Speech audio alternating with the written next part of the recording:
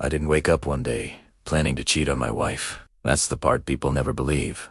But it's true. There was no moment where I decided to betray her. No calendar reminder that said ruin your marriage today. It happened quietly, gradually, the way most damage does. At first, I just felt tired. Tired of conversations that felt predictable. Tired of feeling like the version of me she loved was frozen in time while I was changing. Instead of talking about it, I swallowed it. I told myself it was normal, that every marriage goes through this phase, that I just needed space. The problem was, I didn't ask for space, honestly. I took it. I stayed longer at work, not always because I had to, but because it was easier than going home. When she asked about my day, I gave shorter answers. I stopped arguing, not because I was at peace, but because arguing meant engaging.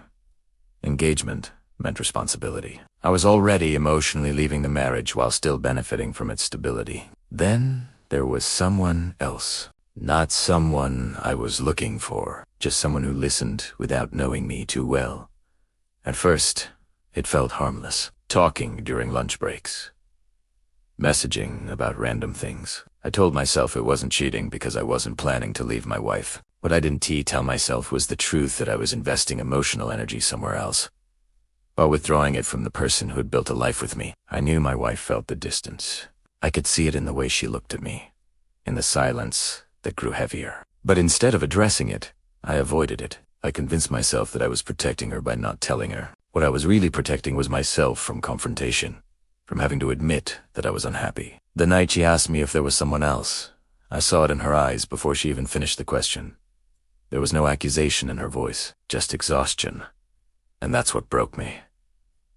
I didn't deny it. The truth had been leaking out of me for months, in the form of distance, silence, and absence. When she asked if I ever planned on telling her, I said no.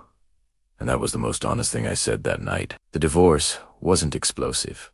It was quiet and methodical. What surprised me most wasn't the loss of the marriage, but the emptiness that followed.